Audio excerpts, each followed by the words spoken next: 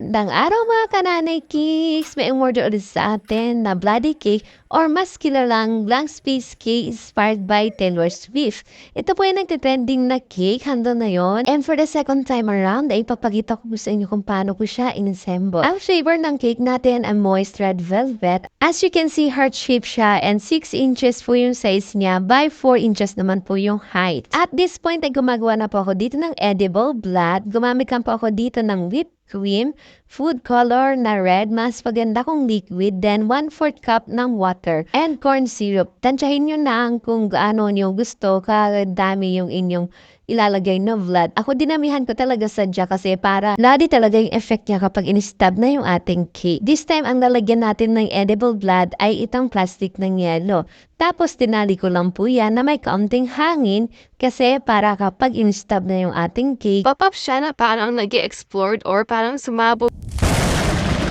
then, nag-trim na po ako dito. Yung sakto lang ang butas niya para dito sa ating plastic ng yelo. Pero nagkamali nga ako dito kasi dapat pala mas nilaliman ko pa siya kasi naglagay pala ako dito ng ganache. Opo, medyo napakapal yung paglagay natin ng ganache dito. And pure chocolate po yan para tumigas po kaagad. Naglagay po ako dito ng ganache kasi ang purpose po niyan is kapag instab na yung ating cake, yung liquid is ma-retain po siya dyan at hindi po ma-absorb ng ating cake. Kasi hindi po masarap kapag kumain tayo na matubig-tubig yung ating cake, ha? Ang pangit po talaga nun. Ayan. So, kapag meron ganyan, so after nila ma-stop, is pwede na nilang itapon yung edible blood na ginawa natin. So, ganun po yung purpose niyan. sayang nga at hindi ko naisip to nung unang gawa ko ng ganito. Wala akong nailagay na chocolate ganache na magsasalo dun sa edible blood. Siyempre liquid yan, di ba? Sabi ko, pero nag-feedback naman si customer na masarap naman daw yung cake and nor. Nakain pa rin naman nila. And ayan na pa sobra, di ba? Kasi nga naglagay tayo ng ganache. So, dapat pala mas ninaliman ko pa. Pero nagawa naman natin ang paraan yan. Medyo kinapala lang natin ng kaunti yung icing doon sa top para po hindi halata na may usli siya. Ganun lang po natin siya troubleshoot. And then yung nag-order pala ng cake na to is from Cavite pa, di ba? From Pinagbuatan Pasig to Cavite. And dahil na nararating ng ating cake. Thank you so much po sa pag-order. At ito ang downside talaga ng soft icing. Ayan, konting sagi sira agad. Hindi katulad ni fondant. Dahil matigas ngayon is pwede mo siyang hawak-hawakan na hindi siya nasisira.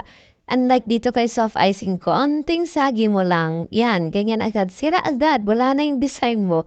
Pero nagawa natin ang paraan yan kasi syempre, kailangan natin ma-deliver sa client na maganda, maayos ang ating cake.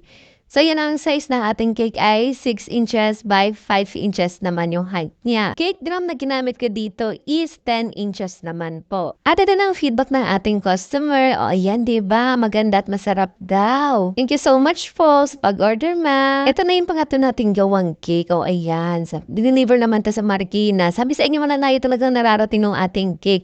And then yung first na ginawa natin na ganito, is Zambales naman siya dinala. Ito nga pala yung pinakaunang video natin sa paggawa nitong blank space cake.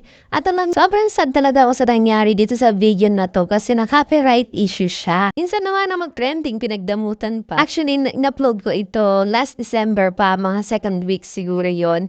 And meron siyang 500,000 views and then January to February, nag-trending siya, diba? Tapos pagdating ng March 1, bigla siya na copyright issue. Laking hinayang ko talaga nung nakita ko sa notification na copyright itong video na ito. Kasi ito talaga yung nagdala sa 60 minutes views ko. Tapos na-copyright lang, diba? So hindi ko pa siya binubura hanggang ngayon kasi Nag-appeal pa tayo and then naantay ko lang yung sagot nila. In review pa rin yung status niya hanggang ngayon. Kaya waiting pa rin na sana ma-approve nila yung request ko. hindi ko akalain na mga-copyright kasi inedit ko pa yung timbre ng sa CapCut kasi meron niya isang vlogger na nagturo na ganun daw yung gawin pa hindi daw makopyright kahit na sikat yung music.